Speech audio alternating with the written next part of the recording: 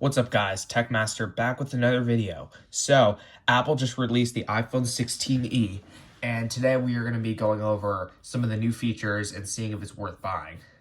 So this new model just came out. It was a strange update. We knew it was going to be replacing the iPhone SEs, but this one, it has Apple Intelligence. It's the first iPhone to get Apple Intelligence. This is way more expensive. It starts at $599.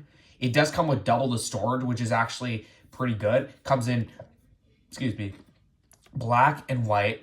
Sorry if the camera's a little shaky. 128 gigs, 256 or 512. And yeah, this can go to $899, which is actually pretty expensive. But anyway, we're going to see how this compares. So if we go to the spec page and we compare it, so the new features are 6.1 inch display up from 4.7 inches. We have the same, aluminum, way bigger screen though. We have the action button, Apple Intelligence support, the A18 chip. Now there is one catch. We have a 4-core GPU instead of 5 cores. So, you will get a slightly worse, bin version of the chip. It's still totally fine because it has Apple Intelligence, but that is just something to keep in mind if you're not quite looking at the spec page. We don't get a camera control button. We get a one camera, but it's a 48 megapixels. So I don't know how much zoom this can go to, but I think it's going to be pretty decent. It is one camera, as I said, but you can crop in. It's going to give pretty solid photos, and you can also do a 24 megapixel too, as you can see right here. And then Dolby Vision recording, photographic styles, Apple Visual Intelligence. Looks like it's spatial videos or something like that. I don't know.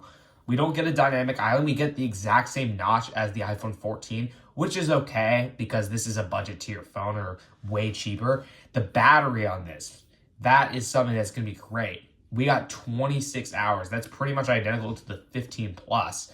That's pretty good. That is way improved over the iPhone SE 3rd generation, which I'm going to click here. That's an 11-hour difference. That's pretty insane.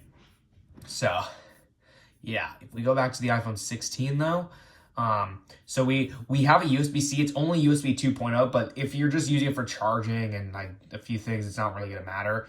We have ceramic shield, usual sort of stuff. We don't have MagSafe charging, but that's okay. I mean, since we have other features, most people don't even wireless charge anyway. We have Super Retina XDR display. There's a couple catches though. This one, first of all, we don't have an always-on display. It's still 60 hertz. We don't have a dynamic island.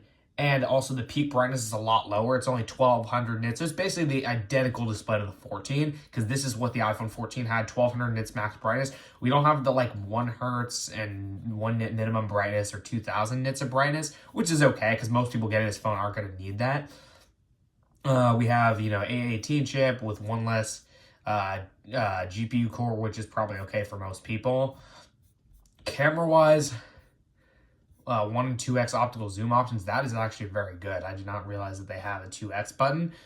There is, oh, holy smokes, there is night mode on this. Smart HDR5. Oh, wow, this camera actually is a lot better than it looks like it's going to be. Smart HDR5, portrait mode, deep fusion. I'm just reading off the spec page. Optical image stabilization. We don't have sensor shift. Totally fine. It's one camera. They're not going to be able to have a sensor shift because there's only one camera in there. We have a 48 megapixel fusion camera. Pretty good.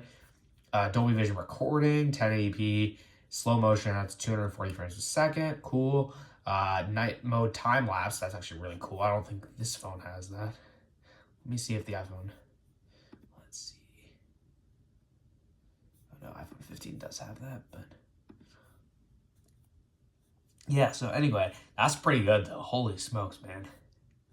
So yeah, front camera, it's gonna be pretty much the same, peace of mind, cellular. Sub 6. Oh yeah, I mean this one doesn't get millimeter wave. I don't know if it's because they removed the camera button. I don't know, but anyway, that should be totally fine. Apple Pay, so audio and wireless, battery. Oh wow, that's so good. Holy smokes, 21 hour video playback. Let me see that. The 16 Pro Max, not quite as good. Let me see the 16 Pro. Yeah, so it's basically 1 hour less than the iPhone 16 Pro. That is great though. Dude, that is like top tier battery life though. For this thing, that is great. 90 hours of video playback, that's quite good. SIM card, But again, the battery on this thing is basically on par with the Plus, 16 Plus, or sorry, 15 Plus.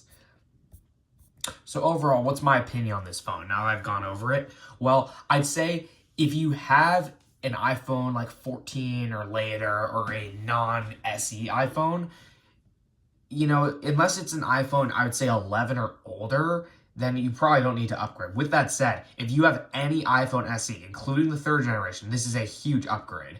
We have the modern design, we have a much better camera system, much larger screen, notch, we don't have the thick bezels, no home button, Apple Intelligence support, 8 gigs of RAM, I think, on the iPhone because of Apple Intelligence. Yeah, 8 gigs of RAM, A18 chip, USB-C, like we have everything on this iPhone 16e that is smokes the previous versions of the SE.